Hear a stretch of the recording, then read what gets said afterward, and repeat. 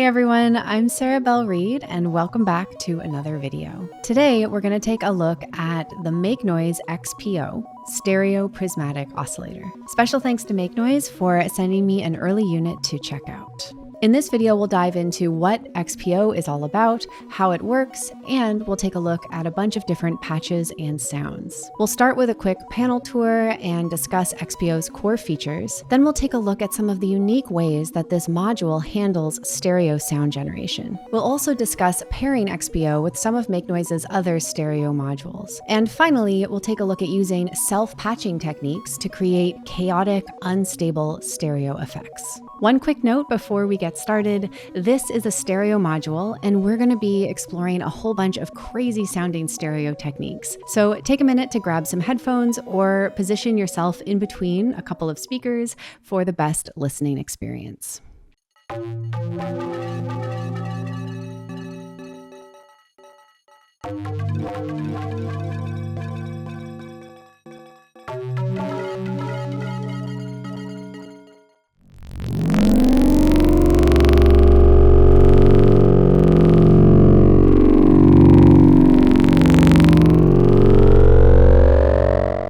The XPO, or Stereo Prismatic Oscillator, is an analog oscillator with a bunch of different waveform outputs and modulation options. Let's jump right in by taking a quick tour of the panel. So here on the XPO, we have our main pitch knob. This is our coarse tune knob, and below is the fine tune control. There are 2 volt per octave inputs that are identical in function. They can be used simultaneously for pitch control from multiple different sources. There's a DC coupled exponential pitch CV input with an attenuverter. And over here, there's a linear FM input with a depth control and a CV input for the FM depth. We're going to talk more about this later on, and we'll take a look at some examples. Moving along, this module has a ton of different outputs. So along the top here, we have mono outputs with different wave shapes. There's a sine output,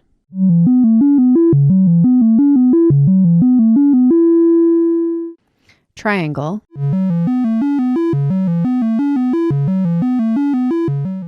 sawtooth,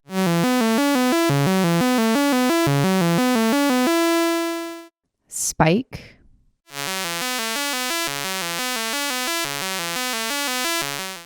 and sub-oscillator.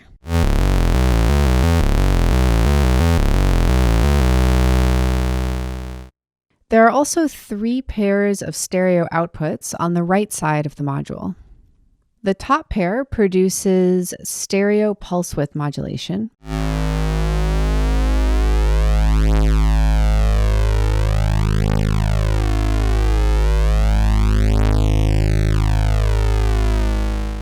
The middle pair produces variable wave shaping using a mix of standard wave shapes.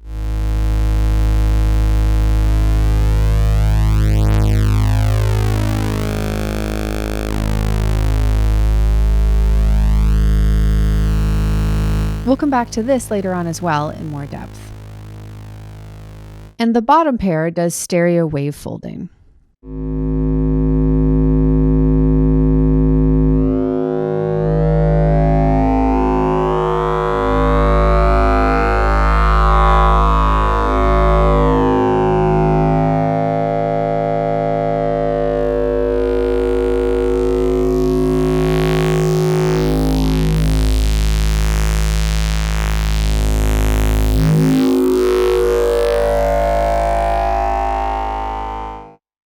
As you've just seen, each of these stereo outputs allows for continuously variable wave shaping via some of the other front panel controls. Modulate L affects the left jacks of each of these 3 stereo pairs, and Modulate R affects the right jacks of each of these stereo pairs. Additionally, the center control can be used to affect both outputs from the vari-timbre and the wave-folded outputs, but it has no effect on the pulse width modulation outputs. It's worth noting that when nothing is patched from the right output of one of these pairs of stereo outputs, the left output will contain a sum of the left signal and an inverted copy of the right signal. This is a cool way to get to some extra, really interesting sounding effects.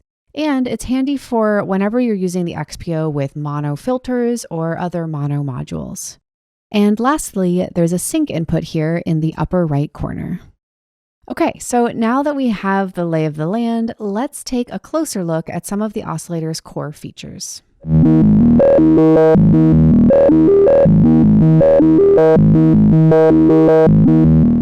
Despite the fact that XPO is a stereo module, it's still at its core just a monophonic analog oscillator.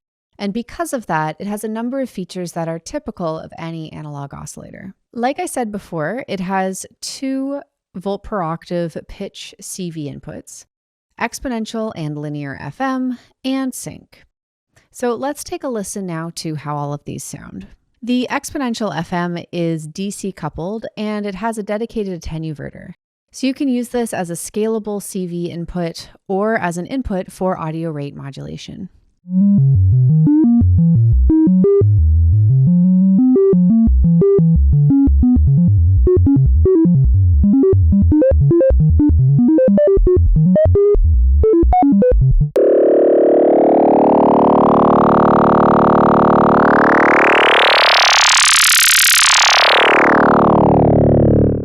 The linear FM input is AC coupled, so this means that it's optimized for use with audio rate modulation. With nothing patched into the FM input, the sub-oscillator output is normally connected, so you can simply turn up the FM depth knob here to hear its impact.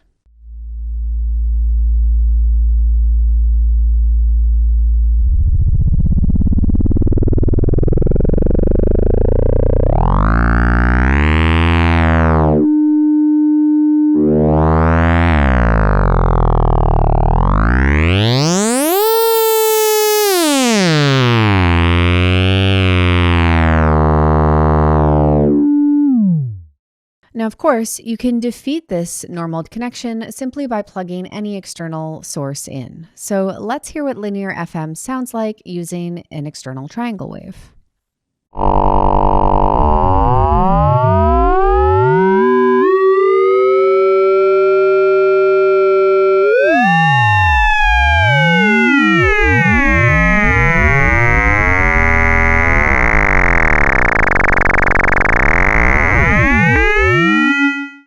One of the special things about this part of the module is that the FM depth is actually voltage controllable. So when you patch a control voltage into this jack here, this knob becomes an attenuator for the incoming control voltage, so that you can use envelopes, sequences, random voltages, or any other signal source to control the intensity of the FM effect.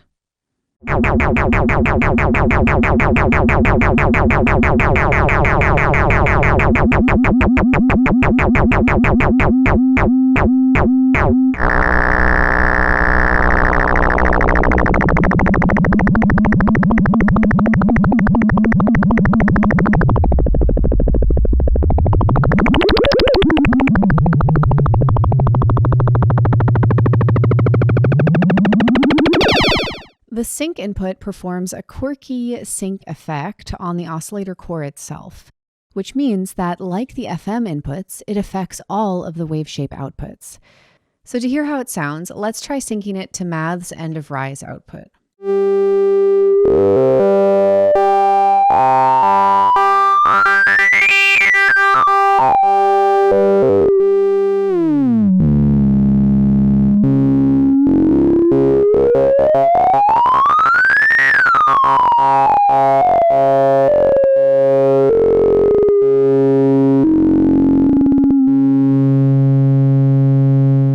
One thing to note, for these demos, we've been listening to everything using the sine wave from XPO, but each one of these different outputs is going to have its own sonic character, so I definitely recommend that you explore here. We will combine some of these techniques with the different outputs as we continue along in this video.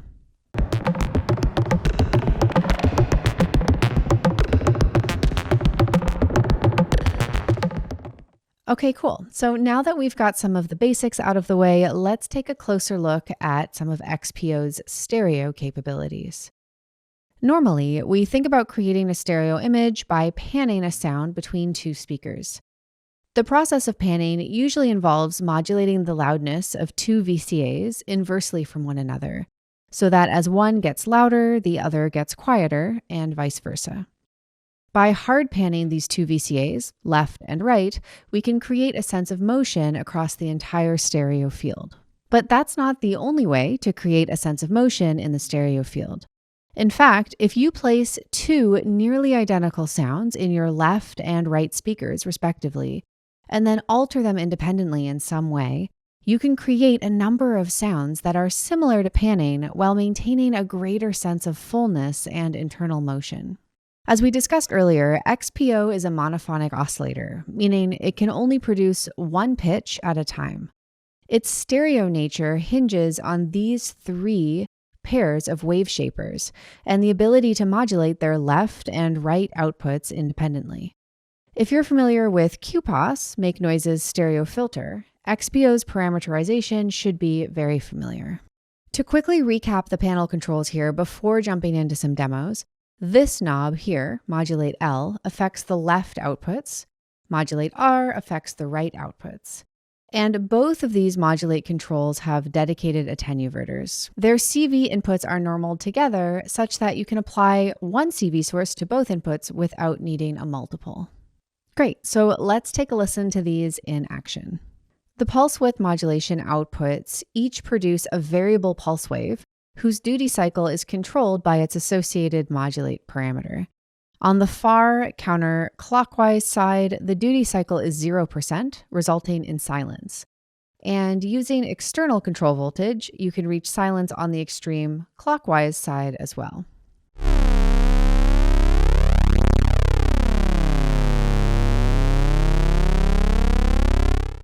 Now, of course, this becomes even more interesting once we apply external control sources. One interesting trick is to send a control voltage source into the left modulate input and to modulate both sides inversely from one another by setting the attenuverters in opposite directions.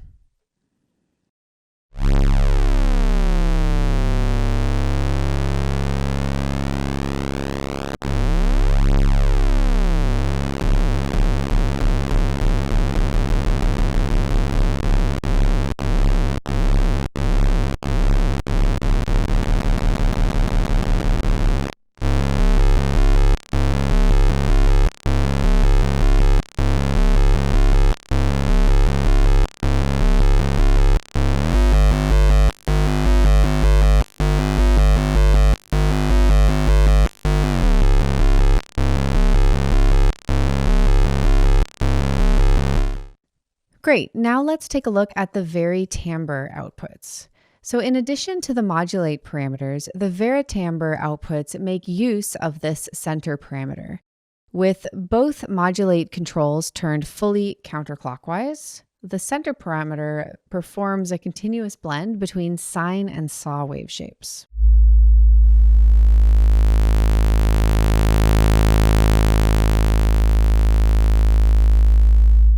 The modulate parameters allow you to further vary this waveform by adding an influence from a triangle wave.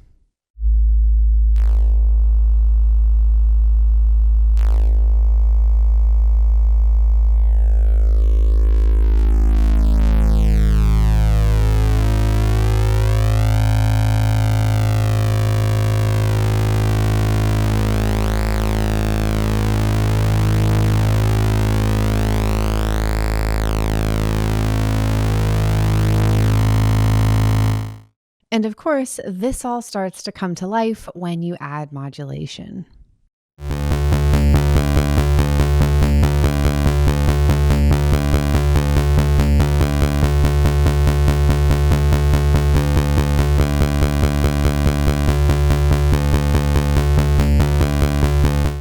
Let's move along to the wave-folded outputs from the XPO.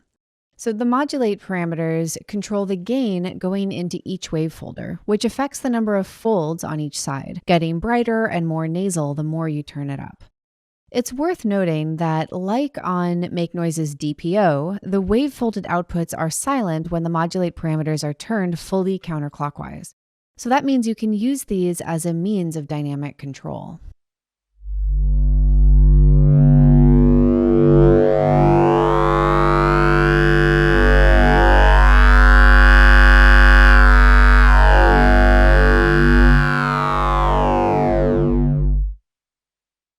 The center parameter controls the wave shape and folding point of the signal that goes into the wavefolder. Now, to my ear, this is somewhat similar to the shape parameter on the DPO, for those of you who are familiar with that module.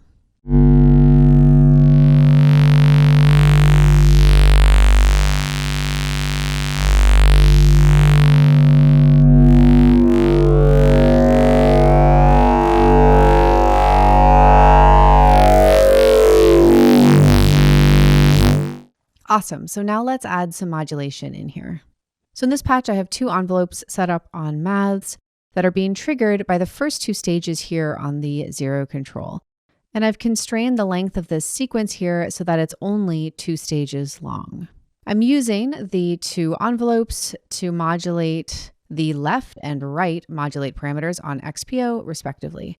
So the result of this is going to be a kind of ping-ponging back and forth between the left and right sides of the wavefolded outputs on XPO. So another aspect of this patch that is important is that I'm taking advantage of the fact that when turned fully counterclockwise, the wavefolded outputs are silent. So even without having an extra VCA or low pass gate, I'm able to create a sense of articulation.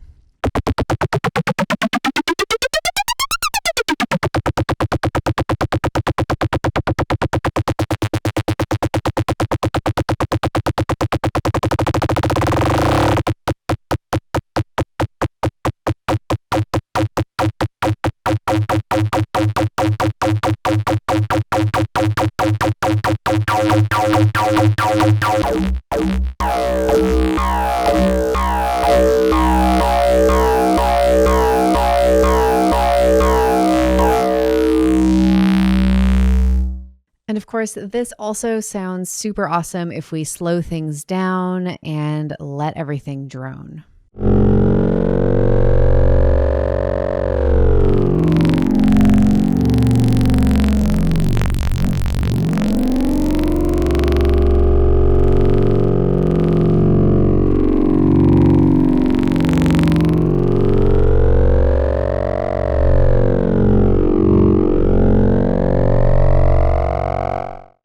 Of course, you can combine all of these different stereo techniques with the stuff that we were talking about earlier, like FM and sync.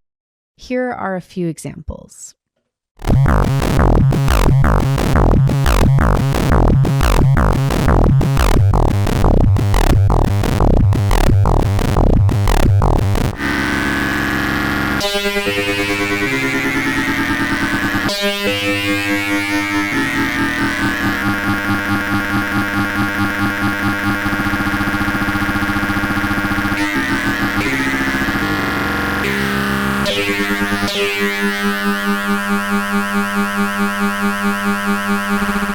And of course, we can explore audio rate modulation of the wave shaping parameters as well.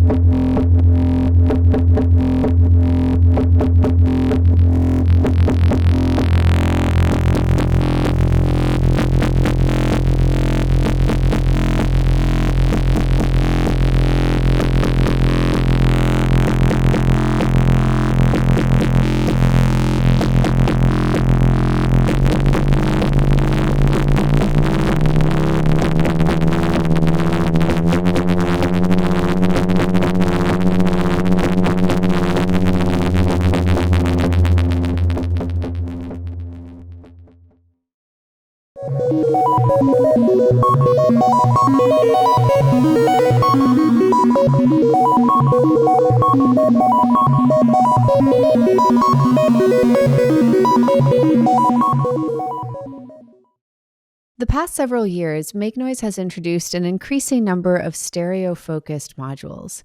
The XPO is their first conventional analog stereo sound source, and it's designed specifically to pair with QPOS, among their other modules. So let's take a look at some patching ideas combining XPO with some of Make Noise's other stereo modules, starting with the QPOS.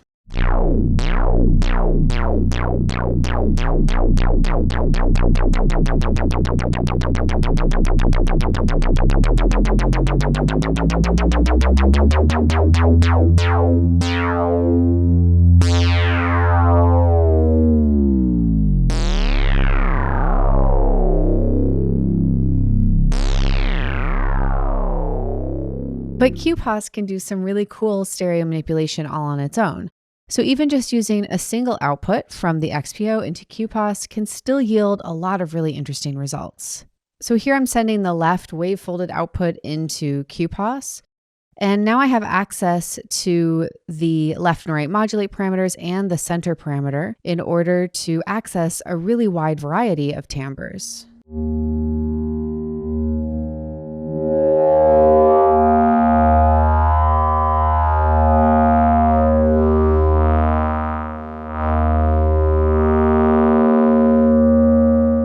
And then over on QPOS, I can alter the stereo image using these radiate controls.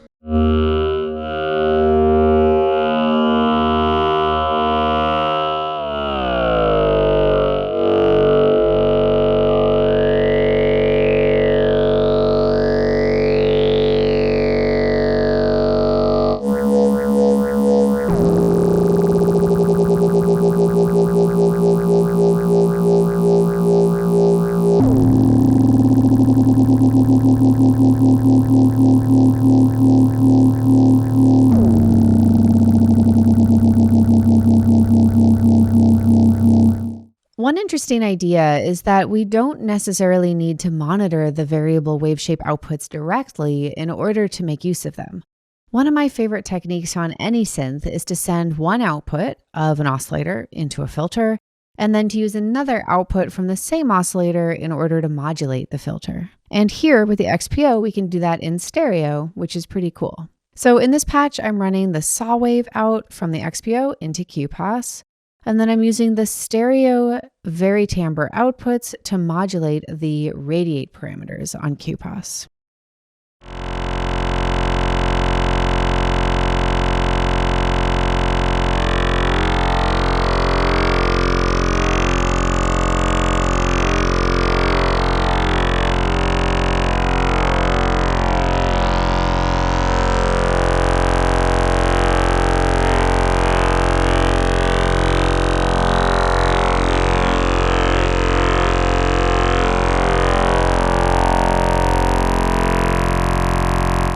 This is exactly the same patch that we just saw. The only difference is that I'm using maths to offset XPO's frequency down into low frequency range.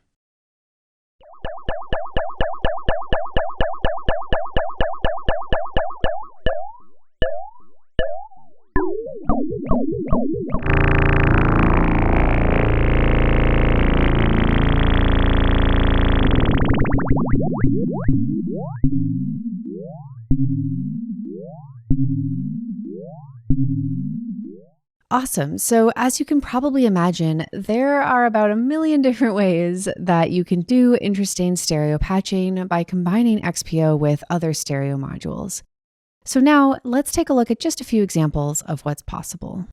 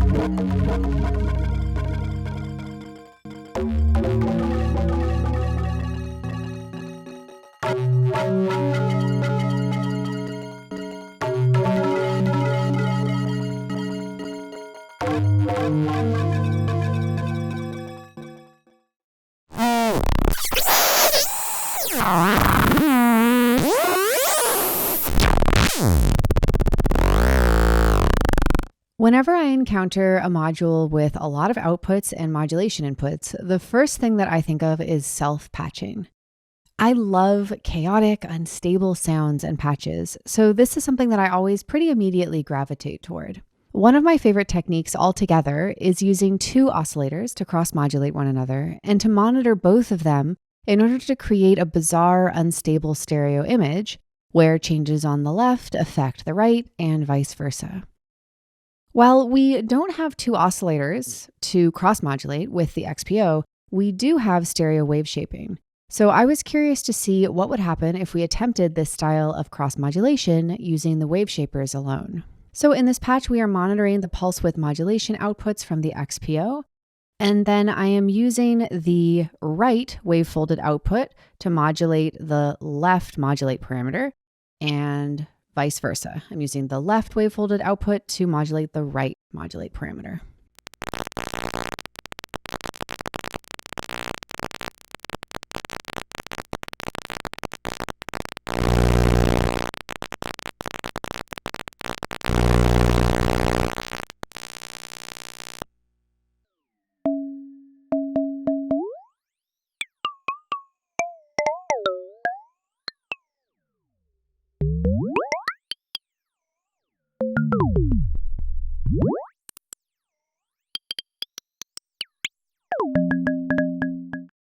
Doing things like this at high frequency ranges tends to lead to even more unstable results. And you can get to a lot of really, really nice fizzy, crackly textures this way. So in this patch here, we are monitoring the varitimbre outputs through QPOS. And then I'm using the pulse width modulation outputs to cross-modulate the modulate left and right parameters. And I'm using the left wave-folded output to modulate the center parameter. I'm running everything through QPOS just to take a little bit of harshness out of the high end.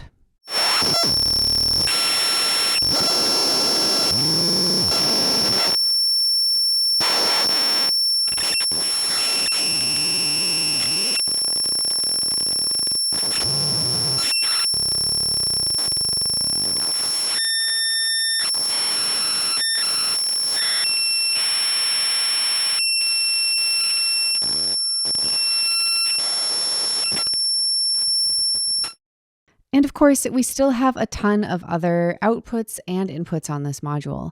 And we can experiment with different self-patching routing using sync, the FM inputs, and the wave shaping CV inputs.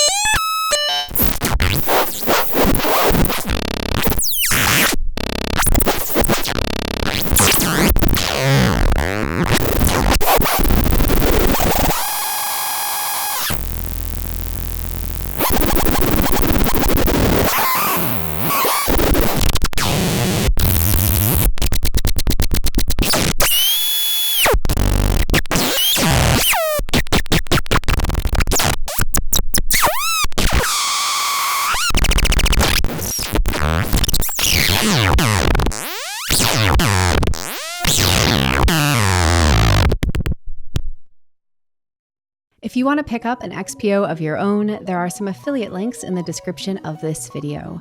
Anything that you buy using those links helps to support this channel so I can continue making more videos like this one. If you're looking for an awesome community of folks who love sharing about experimental music and synthesis, or if you're interested in extended tutorials and unreleased music and downloads of things like patch bundles, I invite you to check out my Patreon community. All right, so that's it for this video. From my perspective, I really love exploring new methods of stereo manipulation. I love new ways to make complex timbres, and I'm a big fan of modules that lend themselves to self-patching techniques to create chaotic and unstable behavior and interaction. So for me, the XPO is a very welcome addition to my workflow. Thanks again to Make Noise for creating this awesome module, and thanks to all of you for watching and listening. I'll see you next time.